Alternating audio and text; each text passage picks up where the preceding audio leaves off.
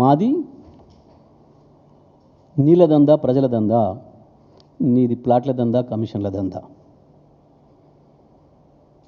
మాది నీళ్ళ దందా, రైతు దందా, నీది కమిషన్ల దందా, ప్లాట్ల దందా. నీకు గవి మాత్రమే వస్తాయి. నిజమే. మా వాళ్ళు ఫోన్లు చేసి, సార్ ఇది వచ్చి గమ్మత్తుగా మాట్లాడిపోయిండు. అప్పుడు ఎందుకంటే మన ఊర్లల్లో వీధి భాగవతాలు చెప్పేటప్పుడు రామాయణాలు, మహాభారతాలు మా ప్రాంతంలో ప్రజలకు చూపించడం బాగా అలవాటు. అంటే మన సాంస్కృతిక వారసత్వాన్ని చెప్పడానికి, ప్రజల్లో లైవ్గా ఉంచడానికి ఆ కాలంలో అవి ఎన్నుకునేది. అవి మా తుంగతుర్తి ప్రాంతంలో మరి ఎక్కువ. ప్రతి ఊర్లో ప్రతి సంవత్సరం ఎండాకాలం ఉంటుంది.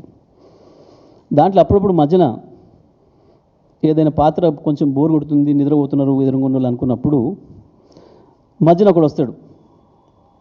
కొన్ని ప్రాంతాల్లో బుడ్రకాన్ అంటారు, కొన్ని ప్రాంతాల్లో బాఫూన్ అంటారు, జోకర్ అంటారు. అందులో రాజు పాత్ర రాజుది ఉంటుంది, మంత్రి పాత్ర మంత్రిది ఉంటుంది, సైనికుడి పాత్ర సైనికుడు ఉంటుంది, మధ్యన ఈ పాత్ర వస్తుంది. కానీ ఈయన అన్ని పాత్రలు ఈయనే వేసిపోతున్నాడు కదా సార్. ఇక్కడికి వచ్చి రాజు పాత్ర ఈయనదే ఉంది, మంత్రి పాత్ర ఈయనదే ఉంది, బుడ్రకాన్ పాత్ర ఈయనదే ఉంది, గట్లా ఉన్నాయి ఈయన మాటలు అని చెప్తున్నారు నాకు ఫోన్లు చేసి ప్రజలు అక్కడి నుంచి.